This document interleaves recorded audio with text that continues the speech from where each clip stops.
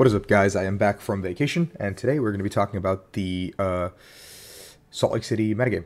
So the regionals is a few days away, and this will be our second tournament in the Lost Origin format. If you are in the United States, this will be our last regionals of this format, giving us a big break. But don't worry if you guys are still enjoying watching this format, seeing what's going on. There is 2 regionals over in Europe. I believe Lille is next week, and Warsaw is. I forget exactly which weekend, but it is one of the first 2 weekends in November, I believe.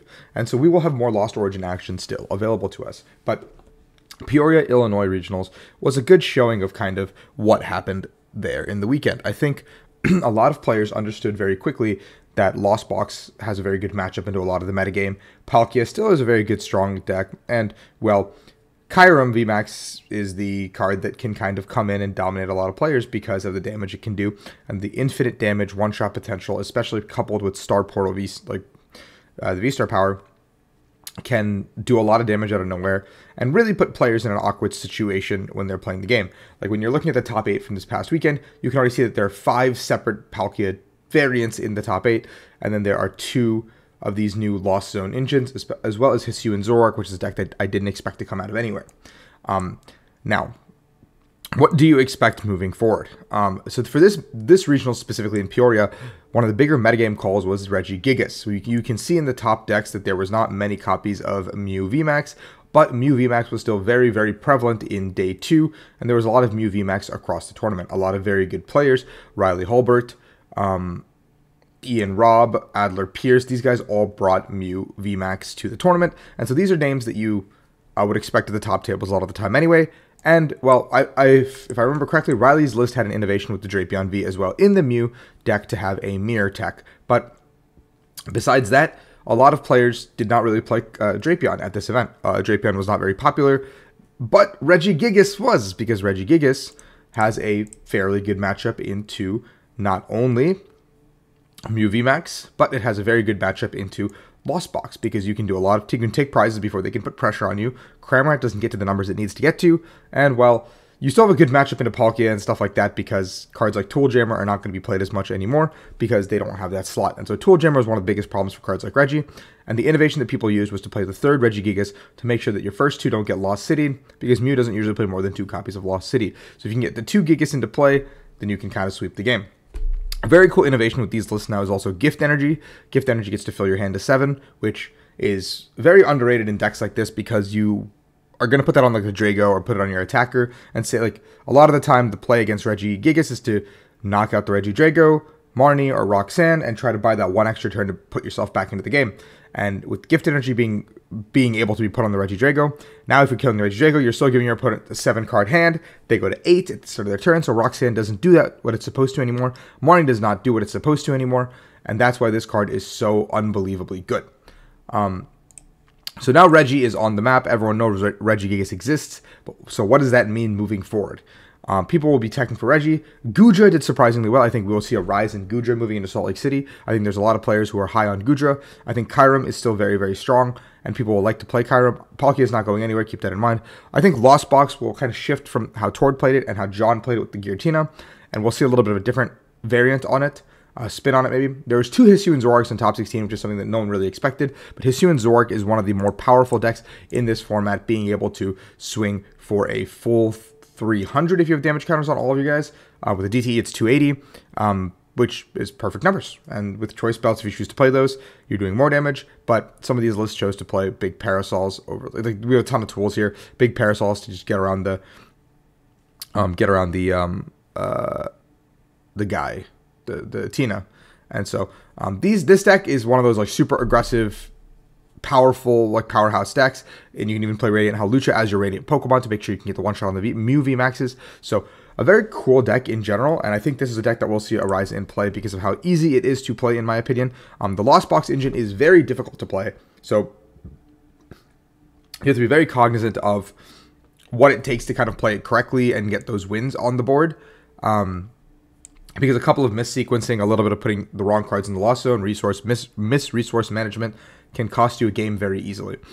I think Lost Box and Giratina are still the best deck, like I would combine them into one pool and say that's the best deck in the format, followed up by Palkia variants, either Palkia Inteleon or Chiron Palkia, and then I think third would be RCS Gudra. I think RCS Gudra is one of those decks that I think would be very, very good for an event like this, because Gudra is something that people are not really expecting. And you can kind of play it however you want. You can play just like, get the Gudra up and running, get the rolling iron attacks going, playing cards like just the Melanie engine to get your board rolling, hyper potions, just playing it kind of like the old school Arceus Duraludon. Yes, you don't have the same luxury as Duraludon to kind of get auto wins into things like Regigigas theoretically, but if Regigigas decides to play Path, they can if they want to, which they did. They did play 3 Path at this tournament, so if that happens, Reggie can beat Duraludon pretty handedly, actually, because Regigigas can still get the one-shot if you play Powerful Energy, which is not really common right now, but it can happen. And Regigigas can put a lot of pressure on you anyway. But you don't have that auto win potential anymore, but Gudra can withstand Palkia much better. And Lost Box is obviously a very, very good matchup for you. In the same vein, for Duraludon, it's not as good. And Gudra can also do numbers against Mew and stuff. I think RCS Pika, there was one in day 2 with Riley playing it. They were able to take it to a 33rd place finish with Arc Pika. But I don't think Arc Pika is necessarily bad. I don't think it's necessarily stronger than Arc Tina or Arc Gudra right now. I think Arc Gudra is a sleeper pick. I think Arc Tina, like we saw a bunch of Arc Tinas actually make it to day 2 and actually performed pretty well. This is like one of the decks that I think I didn't like really talk about too much, but there was a lot of Arc Tinas that just kind of nestled their way into the top cut of day 2, just based on sheer just firepower of I'm going to one-shot you by turn, I'm going to attack turn 1 into like turn 1, turn 2 into turn 3. My Giratina is going to be coming up and one-shotting you with my Hawlucha, with my Zigzagoon pings. I think if I wanted to lean on the Zigzagoon a little bit more, I would have played a Temple of Sinnoh just to kind of ensure that I get there. But the Mew version that's being played right now does not use Fusion Strike energies, so I guess you can use that luxury to your advantage. But I think these are some of the better decks in the format. I don't think decks like Blissey, I don't think Blissey or Dialga hold up very well. I think Arc Aggron is also a lot of copium. I would play, like, I think I would strictly play either one of the Arceus healing or Arceus aggressive decks or a Lost Box deck. I think Lost Box is very powerful still if you can play it correctly. And yeah, I think Arc Intel on paper is also very, very strong because you can out-heal almost everything in the metagame, but Giratina still being as good as it is very scary to play into. So, I think that kind of basically covers what the metagame looks like. If you're heading into this weekend, please, please, please be prepared for Lost Box. Please be prepared for... I think Snorlax will rise in popularity in Lost Box. I think we will see more interesting decks like Ice Cube to deal with Regigigas. And I think that's pretty much like... That's that. I think we'll see Palkia still be one of the best decks. Palkia doesn't go anywhere ever because it's Palkia.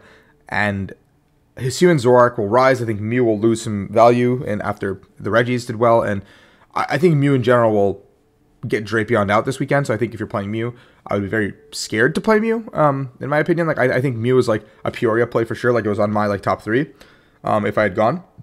But I think if I'm looking at Peoria, like Salt Lake, I think Mew is not even on the table for myself. And I know there's a couple days out, and that could change as I get there, but I think Mew would be one of those decks I'd be very, very scared to play. But yeah, I think that pretty much covers the metagame. We're at almost the close already for us in North America, which is kind of crazy. So if you're going to Salt Lake, let me know in the comments below. I will be there personally myself. I'm getting in super, super late Friday because that's the only cheap flight I could find. By cheap, it's still pretty expensive, but it's the only flight I could find that does not cost me an arm and a leg. So I will be coming in late Friday night, and you'll see me there in Salt Lake. So hopefully I can have a good performance. Hopefully I can do something. I mean, it's been a good few weeks since I've played Pokemon outside of coaching and just hanging out and testing a little bit, but hopefully we can see what we can do, and I'm excited to play some more Pokemon. I'm back, and then we have a nice long month break, so let me know also in the comments. I'll do a follow-up video tomorrow to kind of, or like sometime later next week, to kind of talk about the like month-long break we have between tournaments for me personally, so you guys can kind of give me input on what kind of content you want to see in that month-long break. Do you want me to get a jump start onto Silver Tempest lists? Do you want me to continue like covering? I will cover the regionals that happen in Europe 100%.